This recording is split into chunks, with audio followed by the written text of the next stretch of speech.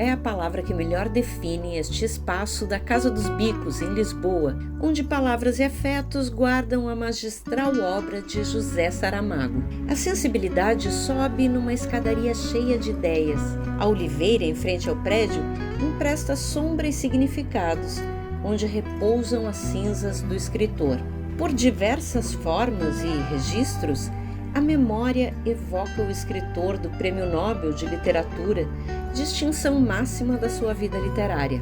No acervo, nas paredes, na velha máquina de escrever, o estilo único e a inteligência com propósito, que conquistaram a fidelidade e a admiração de incontáveis leitores em muitos idiomas por todo o mundo. Quem guia o olhar e a emoção é a também escritora e companheira Pilar del Rio. Saramago é literatura, é política, é humanismo. E entre tantas obras e escritos, uma carta chama a atenção para a insensatez da guerra e o papel dos homens e mulheres na esperança. A mensagem provoca a leitura em voz alta. É certo que existe uma terrível desigualdade entre as forças materiais que proclamam a necessidade da guerra e as forças morais que defendem o direito à paz. Mas também é certo que em toda a história, só pela vontade dos homens, a vontade de outros homens pôde ser vencida. Não é com forças transcendentes que teremos de confortar-nos, mas sim e apenas com outros homens. Trata-se, portanto, de tornar mais forte a vontade de paz que a vontade de guerra. Trata-se de participar na mobilização geral da luta pela paz. É a vida da humanidade que assim estaremos defendendo. Esta de hoje e a de amanhã, que talvez se perca se não começarmos a defendê-la agora mesmo. A humanidade não é uma abstração retórica. É carne sofredora e espírito ansioso. E é também uma inesgotável esperança. A paz é possível se nos mobilizarmos para ela, nas consciências e nas ruas. José Saramago. E é com essa ideia tão potente de humanidade, com essa esperança inesgotável, que a gente dá início a mais uma conversa nesse ciclo de diálogos que o INPE está promovendo com o campo progressista aqui na Europa. Na mesa de hoje a gente está num restaurante delicioso do século passado e nos sentamos à mesa para conversar sobre essas questões. Quem a gente conseguiu reunir aqui? A nossa presidenta da Fundação José Saramago, Pilar del Rio, e o professor Francisco Louçã, ex-deputado do Bloco de Esquerda, um formulador, um pensador, que a gente conversa agora com o nosso presidente do Conselho do INPE, então, Tarso Genro. Tarso, eu passo já de imediato para a gente começar essa conversa. A Pilar e o Louçã são pessoas que fazem parte da minha história política. 30 anos eu faço esse roteiro aqui em Lisboa e venho acumulando uma série de experiências, de relacionamentos afetivos e políticos e tenho orientado uma série de ações políticas minhas no Brasil. Então hoje nós estamos aqui com a Pilar, que é uma grande intelectual, o Louçã, que é um dirigente político importante, que eu conheço há muitos anos. E eu começo provocando a Pilar. Nós lemos nas paredes, né, da Casa dos Bicos, onde está na sua parte fronteira, repousa o Saramago, aquela grande figura intelectual da humanidade, Prêmio Nobel da Literatura. E lemos lá uma frase dele sobre a guerra, que é profundamente emocionante. Como vês a movimentação da intelectualidade portuguesa e europeia sobre a guerra, a partir do aprendizado que nós tivemos com essa figura extraordinária que foi o nosso Saramago? Como vês? E quais as consequências disso na democracia política portuguesa e no projeto social-democrata hoje que está no seu governo? ¿Cómo veo? Sí. ¿Veo algo? El problema es no hay movilización. No existe esa movilización en Europa y no existe en Portugal. También no existe en España.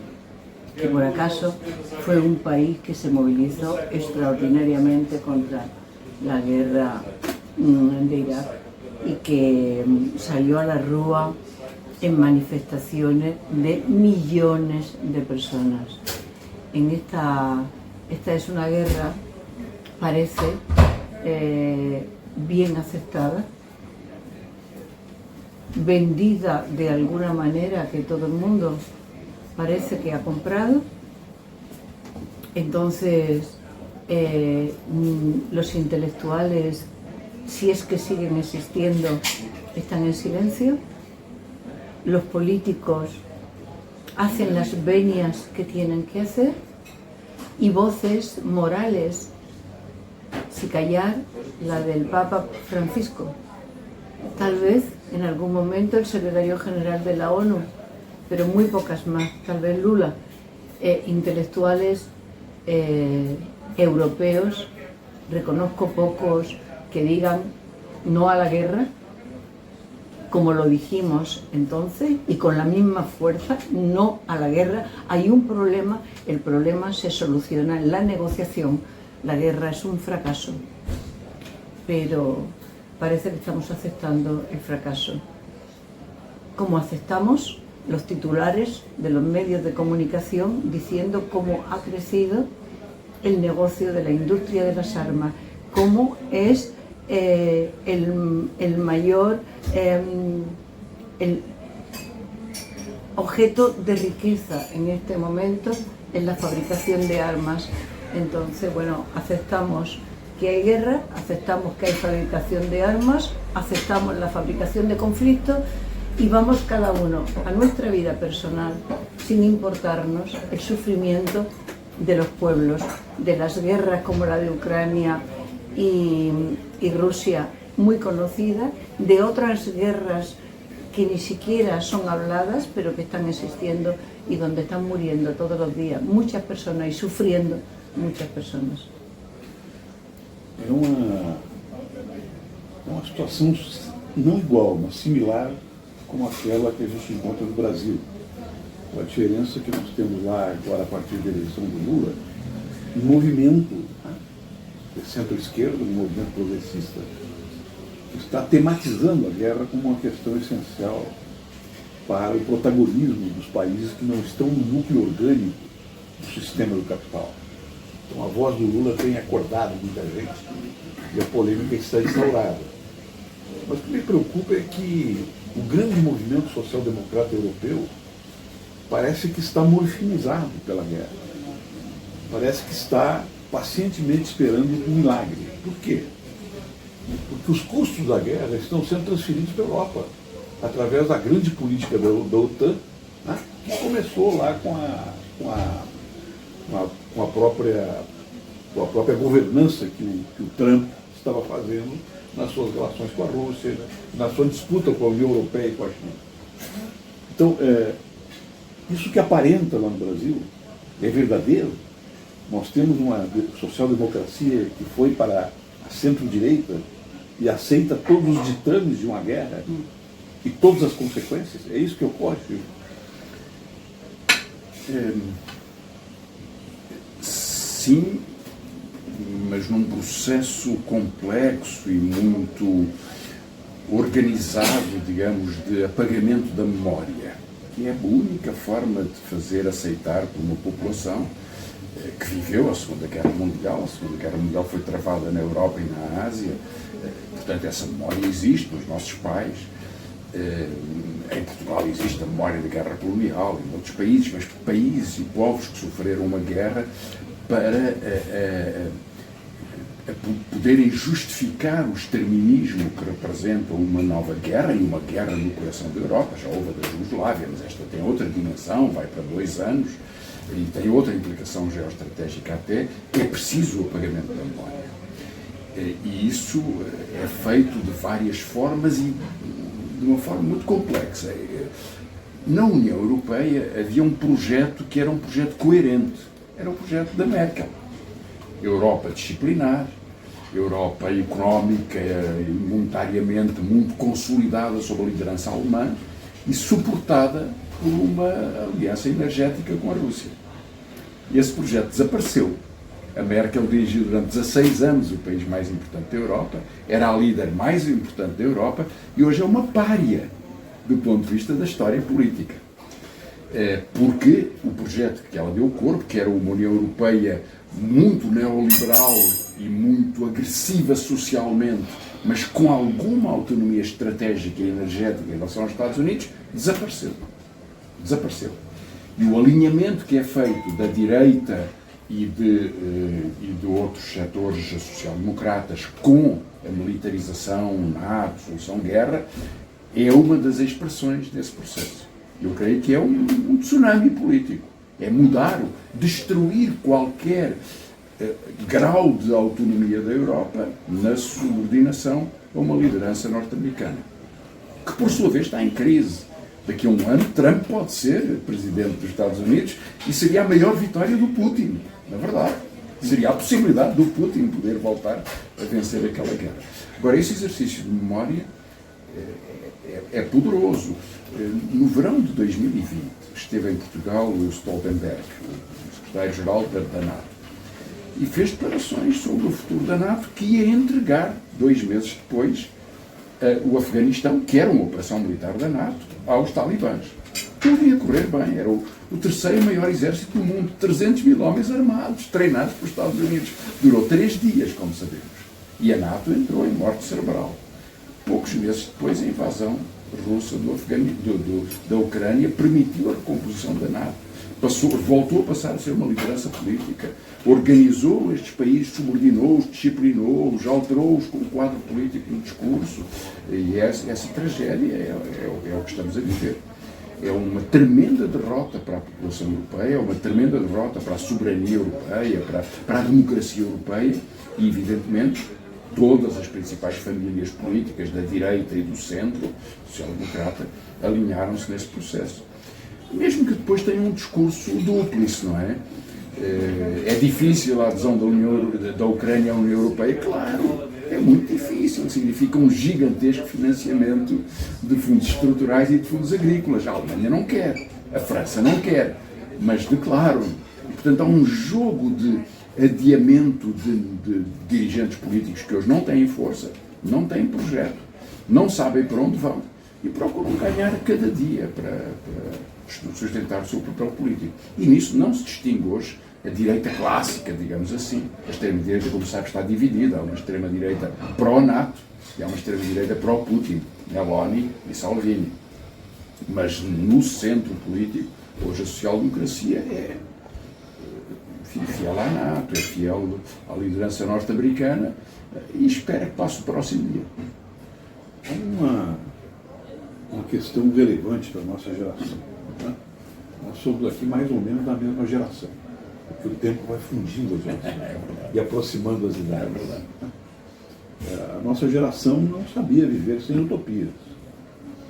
A utopia do socialismo, a utopia da revolução operária, a utopia da dignidade humana, né? A partir de uma sociedade organizada para os iguais e governada pelos iguais. Isso está sumindo no horizonte. Né? O horizonte da guerra veio com a decadência também das utopias, da utopia social-democrata, e agora finalmente chega a própria utopia democrática, ao próprio Estado liberal representativo, a própria política tradicional que vem dos grandes blocos políticos da Revolução Francesa. Temos a comemoração, né? Em breve, dos 50 anos da Revolução dos Cravos.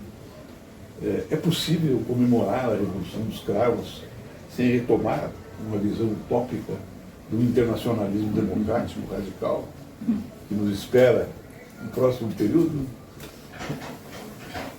Tú eres portugués y el que tienes que exponerte, porque esto es mucha posición. Diz toda a verdade, Pilar.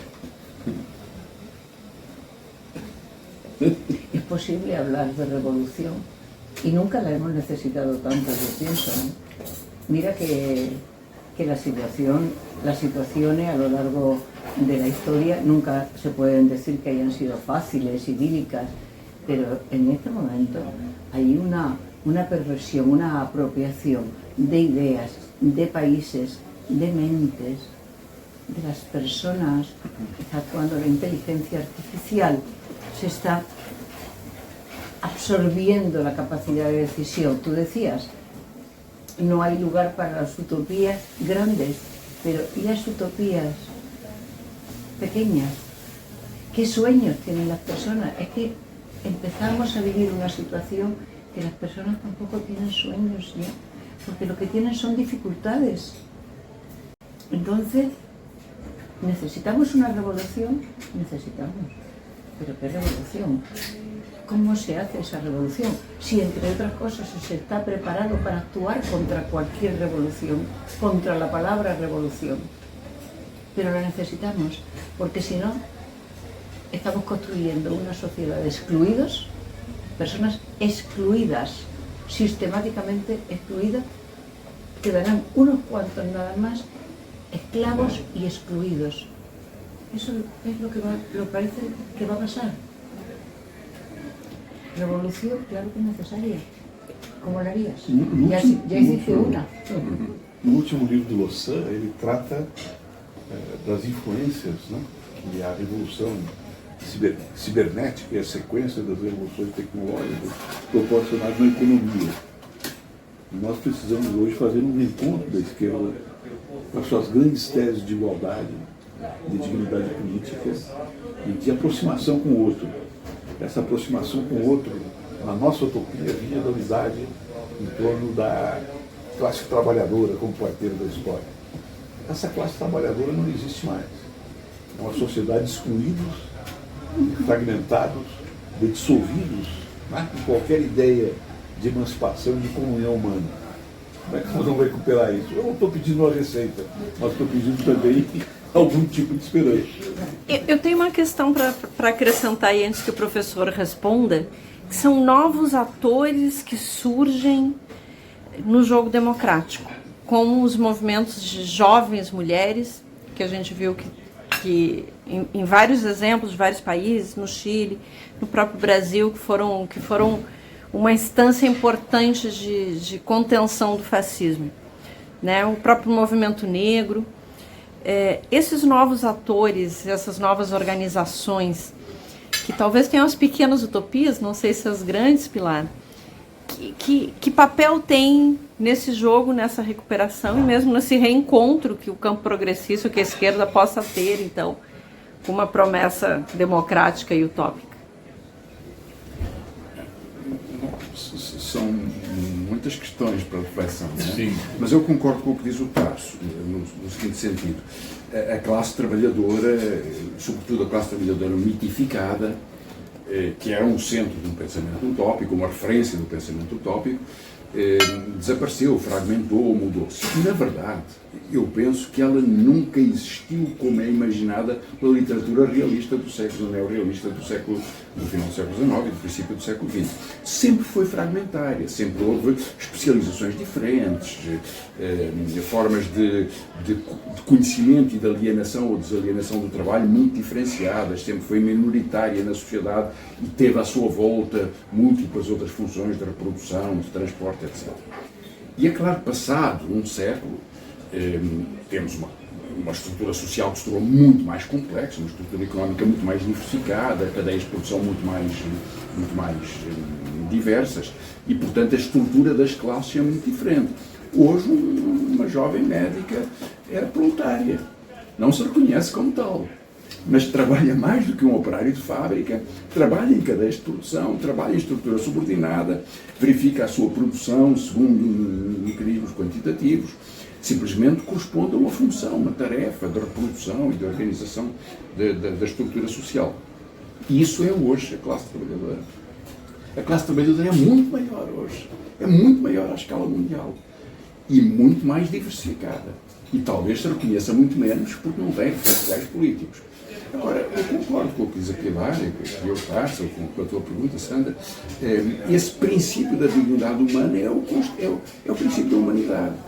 Chamamos de democracia, chamamos de socialismo, enfim, encontramos palavras para isso, chamamos de igualdade, chamamos respeito pelos direitos e pelos deveres, mas os nomes que lhe damos nascem da experiência concreta. Hoje diz-se ecossocialista, como nós há 30 anos diríamos socialismo, como diríamos liberdade no 25 de Abril, há 50 anos atrás. São todas as mesmas expressões do impulso humano, da vida coletiva, de que ninguém é feliz sozinho, como dizia uma campanha do Lula em algum momento. É profundamente verdade.